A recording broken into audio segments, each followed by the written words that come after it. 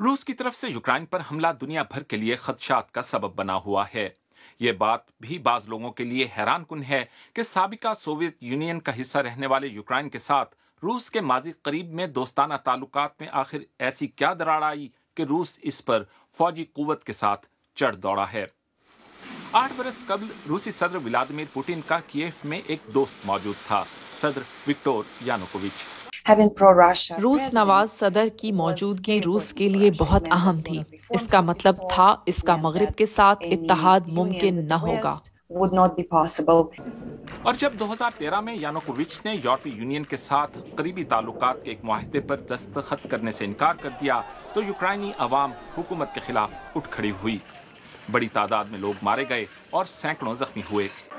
Yanukovych کو اقتدار سے ہٹا دیا گیا اور ایک نئی یورپ نواز حکومت وجود میں آئی، اور یہی ماسکو اور کیف کے درمیان وجہ تنازع بن گیا۔ کرملن نے اس کا جواب دیا ٹینکوں کے ساتھ، اور یوکرائن کے جزیرہ نما حصے کریمیا کو بظور قوت اپنے ساتھ شامل کر لیا۔ اس کے ساتھ ہی ماسکو نے یوکرائن کے روس نواز علاقے ڈونباس میں علیحدگی پسندوں کی مدد شروع کر دی۔ باغیوں اور یوکرائنی فوج میں جھڑپیں شروع ہو گئیں اور 2 مشرقی صوبوں ڈونیٹسک اور لوہانسک نے آزادی کا اعلان کر دیا۔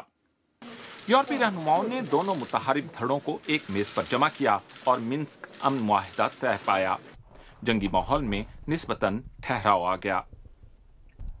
جنگی میدان سے بہت دور ہونے والی ایک اور پیش رفت نے البتہ اس تناؤ کو ہوا دی۔ جون 2015 میں روس نے اپنی نارڈ سٹریم 2 گیس پائپ لائن کا اعلان کیا۔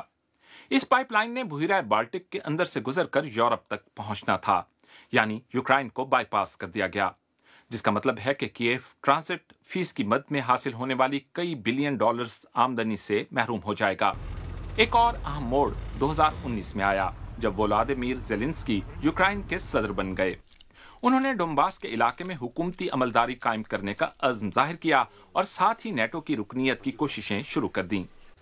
بہت سے لیڈرز نے ہلکا سا اشارہ دیا کہ یوکرائن کو اس اتحاد کی رکنیت کے لیے مسلسل بات کرنے کا خطرہ مول نہیں لینا چاہیے، کیونکہ اس خطرے کا تعلق روس کے رد عمل سے ہے۔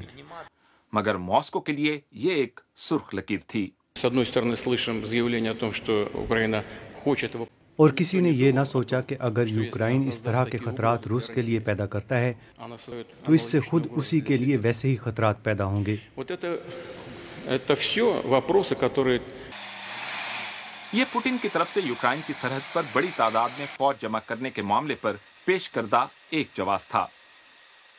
مگر 8 برس قبل کے مقابلے میں یوکرائنی عوام جنگ سے گزر کر ایک مضبوط قوم بن چکی ہے جس نے مزاحمت کا عزم کیا ہے۔